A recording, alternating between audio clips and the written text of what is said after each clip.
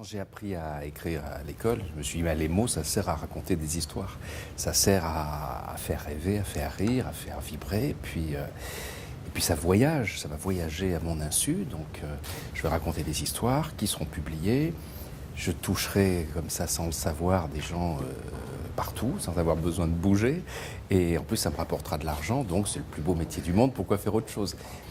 J'écrivais des polars au début, donc j'imaginais le premier roman policier écrit par un enfant de 8 ans, puis 9 ans, puis 10 ans. Pour ça, évidemment, raconter des histoires avec la perspective qu'elles vont toucher les gens, ça m'a permis d'avoir, malgré tout ça, et peut-être même aussi, grâce à cela, une enfance heureuse que je me suis fabriquée. C'est une vieille passion, les chiens d'aveugles. En fait, tout a commencé assez tôt chez moi. C'est vrai que j'ai commencé à écrire à 8 ans. J'ai fait du théâtre à partir de 12 ans, à peu près du théâtre amateur, notamment dans des pièces destinées à financer la formation des chiens guides d'aveugles. Donc j'ai connu très tôt ce binôme formidable entre le chien et la personne qui le guide.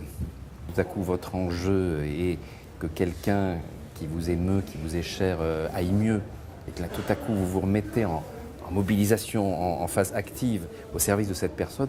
Vous allez, par ricochet, par émulation, par estime de soi aussi, vous dépassez et aller mieux. Et aller mieux parce que c'est au service de quelqu'un. C'est comme un chien d'aveugle qui va, plus il aide et plus il sent qu'il fait du bien à son maître, plus il se sent mieux lui-même. Pour moi, l'accident, qu'il soit surnaturel ou qu'il soit émotionnel, soit une rupture, une rencontre amoureuse formidable, la perte d'un emploi, une maladie qui vous tombe dessus, ou même la mort. Je racontais dans La vie interdite comment le personnage meurt à la première phrase et raconte tout ce qui lui passe après, tout ce qui lui arrive après. Pour moi, tout ça, ce sont des moyens de se connaître mieux. L'accident, quel qu'il soit, doit agir comme un révélateur et vous faire prendre conscience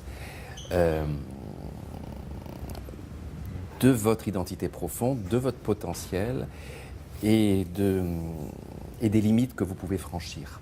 Nous avons tellement d'outils à notre disposition. Pourquoi travailler la transmission de pensée quand on a le téléphone portable ?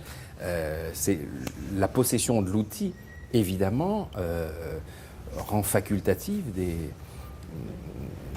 facultés que nous avons en nous de manière naturelle. Et pourquoi est-ce que les arbres communiquent entre eux ? C'est parce qu'ils sont immobiles.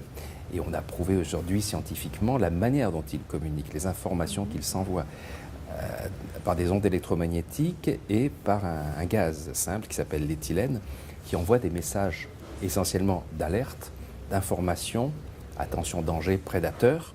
Pour finir, si vous étiez un dieu grec. Dionysos.